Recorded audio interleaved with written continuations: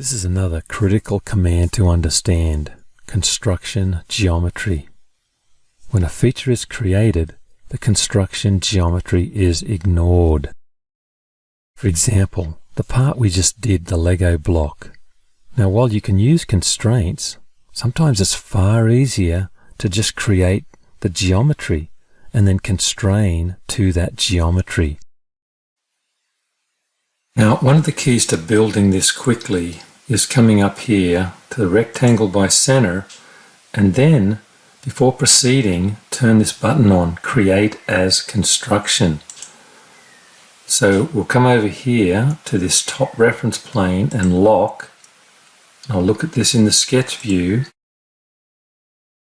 I'm going to make this 60, tab 40. So see how the lines are dashed? That represents construction geometry.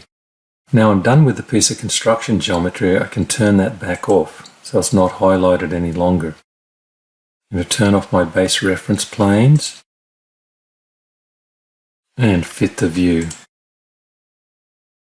And this is basically my scaffold, my skeleton to draw this whole model. Come up and select the circle command, and at each corner I'll draw a circle of 10, and I'll type in 10. Once I've done that, it'll be 10 for all these. Back to the next circle, 25.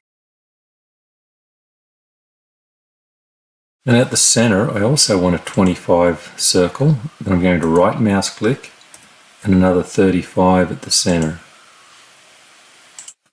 Now I'm coming over here under the draw commands, tangent arc, circle to this circle. I want this to be 25. So I'll just put in a dimension for that in a moment, from this to this. And again, make sure it's locking and it's tangent.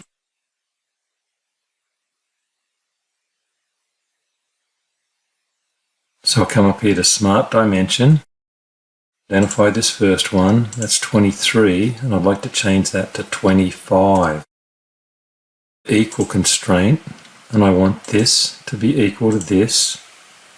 And see, that's blown that all up. So I'm going to come back to Undo.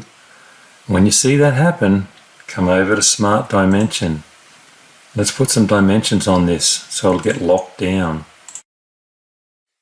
Shouldn't happen if we dimension this.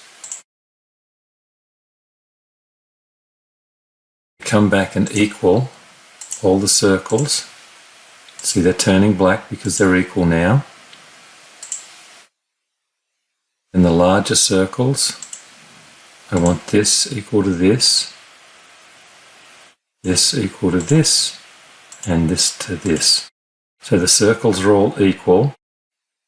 Radius on these two also, Smart Dimension, 35, 25. Now I'll come back to the equal constraint, and I want this to be equal to this. I also need another Smart Dimension on this. This one is actually 90. Well, let's just put it up there. I might have to zoom out a little. I'm going to change that to 90. Then I'm going to say I want this equal. So back to my equal constraint. This equal to this. So there's my finished sketch. And it's all turned black, saying it's fully constrained. Turn this over on its side and hit the Fit button.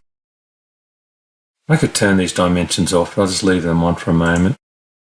I'm going to box pick this whole thing, and I'll drop that down 10. But before I do that, on these circles, I'm going to hold down the Control key because I don't want those to be solid.